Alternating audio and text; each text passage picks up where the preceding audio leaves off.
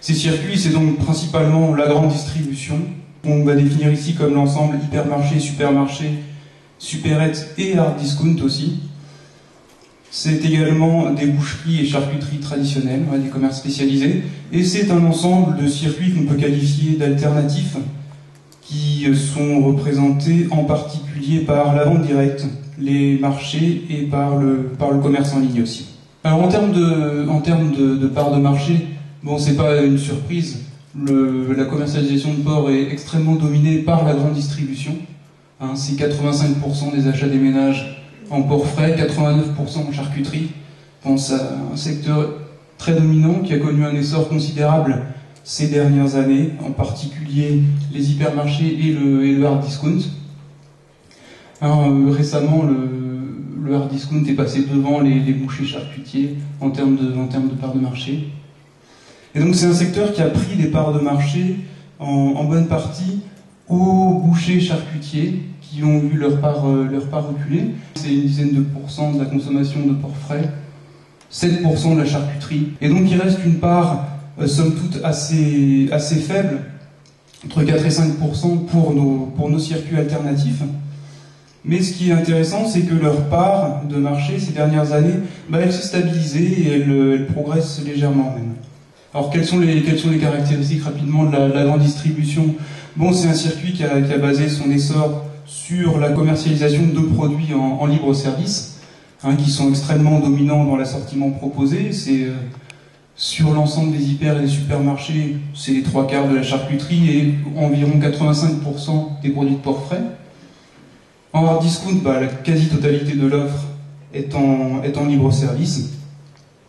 Bon, cependant, je nuancerai en disant que le rayon coupe conserve quand même une importance dans la stratégie des enseignes de distribution. C'est notamment un levier de différenciation important par rapport aux concurrents.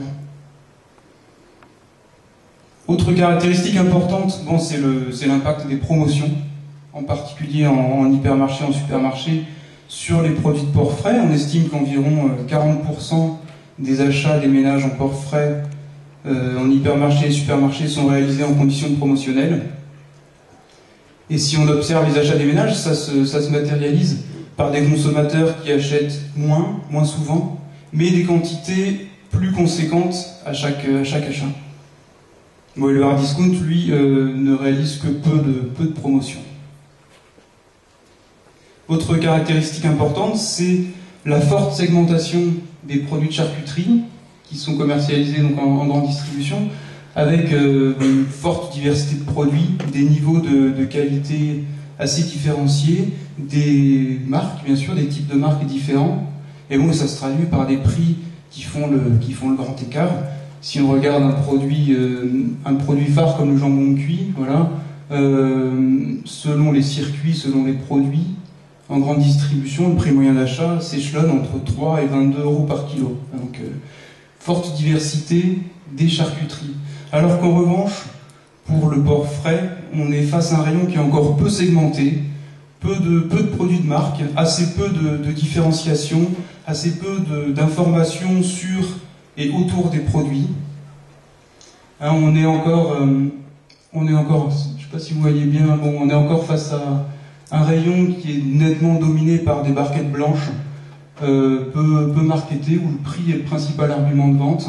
Beaucoup de produits qui sont conditionnés en magasin, même si se développent également des produits conditionnés par les industriels, qui sont, eux, plus souvent porteurs d'informations et d'éléments de différenciation. Voilà, là c'est l'exemple d'une côte Chine, comme sur la photo précédente, c'est une côte Chine, mais qui porte là un logo Agir Nutrition Carrefour, un logo Oméga 3 Bleu Blanc Cœur, un label rouge.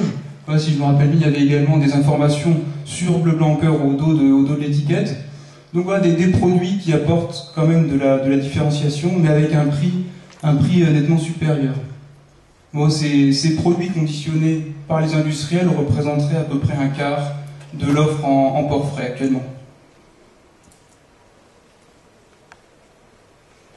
Alors par rapport aux autres circuits, les bouchers charcutiers, c'est un ensemble de fonctionnement assez divers, avec une activité qui est orientée sur la boucherie et ou sur la charcuterie, avec souvent une différenciation vers les produits traiteurs aussi, où le libre-service, inversement, prend une part assez faible. Seulement 4% des produits de charcuterie sont vendus au libre-service, donc beaucoup de ventes à la coupe, avec tout ce que ça implique en termes de relations avec les consommateurs. Ça, c'est un point important, on va y revenir. Une mise en avant qui se concentre plus sur des produits locaux, sur des signes de qualité, sur des recettes traditionnelles, sur des aspects un peu plus authentiques. Bon, c'est un circuit en perte de vitesse ces dernières années, notamment du fait d'une forte baisse du nombre d'actes d'achat, et c'est un circuit qui peine à renouveler son cœur de cible qui est plutôt vieillissant. Et face à la grande distribution d'un côté et aux boucheries-charcuteries traditionnelles de l'autre, on a également des circuits, mais je voulais insister sur le fait que si leur part reste faible, en termes de vente directe, on est sur 1% à peu près de la consommation de porc frais et 0,5% de la consommation de charcuterie, donc des parts faibles, mais un certain dynamisme, et notamment un recrutement de consommateurs. Vous voyez, vente directe, 2% de ménages acheteurs pour le porc frais, 4% des ménages achètent de la charcuterie, ça reste faible, mais c'est des chiffres qui progressent. Autre circuit un peu alternatif sont les magasins spécialisés en frais, qui proposent une offre complète en fruits et légumes, en viande, en crèmerie, qui eux aussi représentent encore peu de ménages acheteurs, 3 à 4%, mais bon, ce sont des chiffres qui ont été multipliés par 2, donc un recrutement de consommateurs, un développement de ce circuit. Bon, c'est le cas également du commerce en ligne, qui bénéficie notamment du dynamisme, de l'appui des enseignes de la distribution. Donc des canaux qui représentent peu en part de marché, mais qui sont dynamiques. Alors si on considère les prix moyens dans les différents circuits, on se rend compte qu'il y a des disparités assez importantes. Alors le graphique là représente en fait l'écart entre les prix moyens dans les différents circuits et la moyenne française, tous circuits confondus. Et on se rend compte qu'on a une opposition assez importante entre la grande distribution, qui est la partie gauche du graphique, avec porc frais en bleu, charcuterie en rouge, qui propose des prix moyens d'achat, à l'exception des supérettes, inférieurs ou proches de la moyenne française, alors que les autres formes de commerce, on est sur une différence de plus 20 à plus 50% en tarif par rapport à la moyenne française. Donc bien sûr, l'offre présentée par les différents circuits n'est pas toujours comparable, évidemment, mais il n'empêche qu'il y a une disparité de tarifs importante, une amplitude importante. Or, on sait que le prix, c'est un critère d'achat primordial pour l'acte d'achat des consommateurs. Alors justement, par rapport aux attentes de ces consommateurs, quelles sont les perspectives des circuits? Bon, je ne vais pas revenir dans le détail sur les attentes qu'expriment les consommateurs par rapport aux produits de porc frais, des attentes qui sont multiples. Mais bon, on est globalement face à des consommateurs de plus en plus exigeants et qui n'hésitent pas à fréquenter de plus en plus de circuits pour trouver les réponses à leurs différentes motivations d'achat. Ainsi, la grande distribution est privilégiée pour le choix qui est proposé, pour le prix bien sûr avantageux, pour le service proposé par les produits en libre-service. Bon, les supermarchés, le hard discount sont des circuits qui sont appréciés pour la proximité, pour la facilité d'achat. Bon, la grande distribution répond bien aux besoins de produits du quotidien. Et face à ça, malgré leur recul, on se rend compte que les circuits traditionnels, boucherie, charcuterie, conservent un certain crédit auprès des consommateurs, notamment en termes de conseils, en termes de confiance. Le boucher, le charcutier est vu comme un interlocuteur de confiance, rassurant. Bon, et c'est un circuit qui est apprécié encore et qui garde un certain crédit pour la consommation de produits festifs. Quant aux circuits alternatifs, ils se sont développés en apportant des réponses à des attentes bien précises. Bon, c'est le cas du commerce en ligne qui joue à plein sur la carte du service, du gain de temps.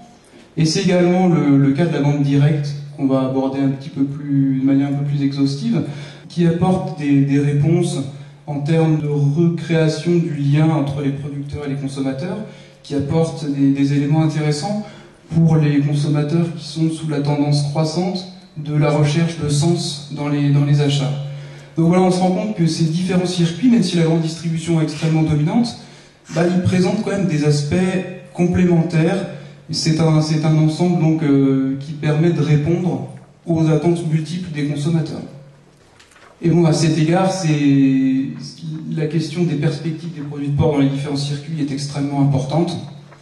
En termes de création de valeur ajoutée, en termes de meilleure répartition de cette valeur ajoutée dans la filière, en termes bien sûr aussi de meilleure valorisation des produits, mais aussi de l'image de ces produits et de l'image de la production. Bon, c'est des enjeux cruciaux.